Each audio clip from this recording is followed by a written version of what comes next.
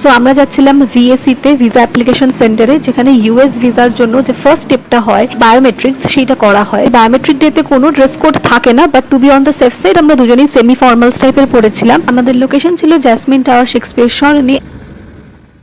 So হয়ে যাওয়ার পরে বাড়ি ফেরার সময় ভাবলাম লাঞ্চটা একটু বাইরেই করে নিই। নাও coming back to the main point, যেহেতু ভিএসি সেন্টারের ভেতরে মোবাইলে রেকর্ড করা অ্যালাউড না, ওখানে কি কি পরপর স্টেপস হয়েছিল আমি বাড়ি ফিরে তোমাদেরকে বলে দিচ্ছি। এসছি বাড়িতে এন্ড তোমাদের সাথে আমি শেয়ার করে দিচ্ছি আজকে ভিএসি সেন্টারে আমার কি কি ডকুমেন্টস লেগেছিল আমাদের দুজনেরই। এন্ড ওদের অ্যাপয়েন্টমেন্ট টাইম ছিল 11টা, আমরা 10:30টায় পৌঁছে যাই। ওখানে গিয়ে মোটামুটি ওই 5-10 মিনিটস মতন দাঁড়াই, তো 11:15 নাগাদ আমাদেরকে বলা হয় যে আপনারা ভেতরে চলে যেতে পারেন।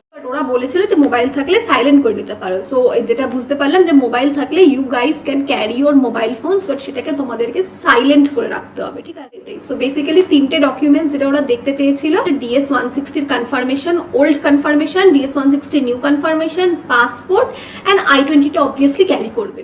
এই 3টে ডকুমেন্টস ইজ এনাফ যেটুকু ওরা দেখতে চায়। এন্ড লাস্টলি মোবাইল তোমরা ক্যারি করতেই পারো, বাট মোবাইলটাকে সাইলেন্ট মোডে রাখতে হবে।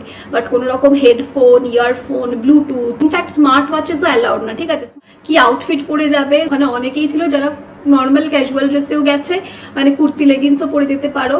সো বেসিক্যালি কোনো রকম hard and fast rule consulate থেকেও দেয় না, আর সেরকম কোনো হার্ড অ্যান্ড ফাস্ট রুলও নেই, but it should be presentable and well groomed, because তোমার যে ফটোটা ওই স্ক্রিনে নেওয়া হচ্ছে সেই ফটোটাই কিন্তু তোমার ভিসাতে সারা 5-6টা বছরের জন্য ভ্যালিড থাকবে।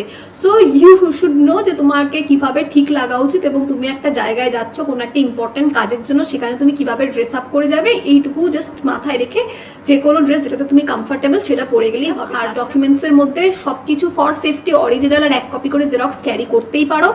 Keep it in a file, ওদের সামনে ফাইলটা নিয়ে ঢুকতে পারবে, যেমন এই ফাইলটা নিয়ে গেছিলাম সেই ফাইলটা নিয়ে ওরা ঢুকতে অ্যালাউ করেছে, তো ফাইল নিয়ে কোনো চাপ নেই।